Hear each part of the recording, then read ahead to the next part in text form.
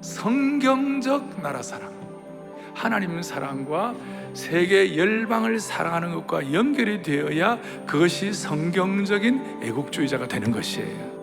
오늘 이 본문은 솔로몬이 예루살렘 성전을 멋있게 너무 영광스럽게 짓고 난 다음에 헌당 기도문이에요. 이것이 그 놋대 위에서 무릎을 꿇었다는 것은 하나님 앞에서 항복합니다, 그 뜻이에요.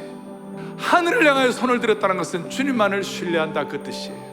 여기 이르되라는 말은 그냥 말하는 게 아니라 기도의 외침을 가지고 하나님 앞에 올려드리는 것이, 바로 이것이 애국과 연결되는 것인데, 유창한 언어나 인본주의 지식으로 하나님 앞에 자기를 나타내는 것이 아니라 무릎 꿇음으로 하는 것인 줄 믿으셔야 되는 것이, 하늘에서 듣고 그들의 죄를 사하고 그들의 땅을 고칠지라. 이 기도는 그냥 나온 기도가 아니라 예루살렘의 성전을 헌당할 때, 그 헌당할 때 주님께서 주시는 은혜요, 축복이었어요. 이제 이것이 우리와 나라 사랑과 무슨 상관이 있을까요? 다윗의 자손이신 예수 그리스도를 믿으면 우리 모두가 다 솔로몬처럼 다윗의 영적 후예가 되어가지고 왕 같은 제사장이 될 것임이니라 그랬어요. 그래서 우리가 나라 사랑을 어떻게 하는가? 제사장은 자신을 위해 사는 사람이 아니라 하나님과 백성을 위해 사는 것이 제사장인 것이에요. 마음에 무릎을 꿇고 하나님 앞에 기도할 때 이 기도가 참으로 애국하는 기도요, 이 기도가 이 민족을 살리게 되는 것이에요.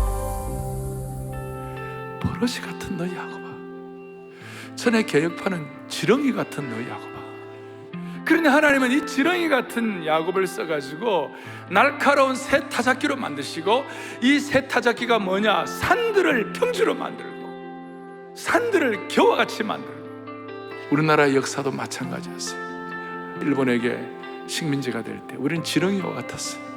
근데 1907년도에 평양 대붕을 통하여 눈물로 하나님 앞에 외치고 기도하는 하나님의 백성들 때문에 그 지렁이의 기도를 들으시고 일제 36년을 견디게 하시고 해방을 주신 줄 믿습니다. 6.25 완전 지렁이 다 됐어요. 한반도가 마지막 부산 조금 남았어요. 그 압도적인 공산당의 침략과 그 당시에 중공군도 60만 명이 쳐들어왔어요. 그때 부산 출안교회에서 목회자들과 성도들 수백 명이 모여가지고 눈물로써 그 기도가 유엔군을 들어오도록 만들어 주신 줄 믿으셔야 돼요. 73년, 74년도에 빌리그램 전도대, 엑스플로대 이런 걸 통하여 비록 부족하지만 초라하지만 여의도에 무릎을 꿇고 하늘을 향하여 솔로몬적 기도를 드리는 그 기도 때문에 70년대의 어려움이 극복되게 해주신 주님을 찬양하는 것이에요.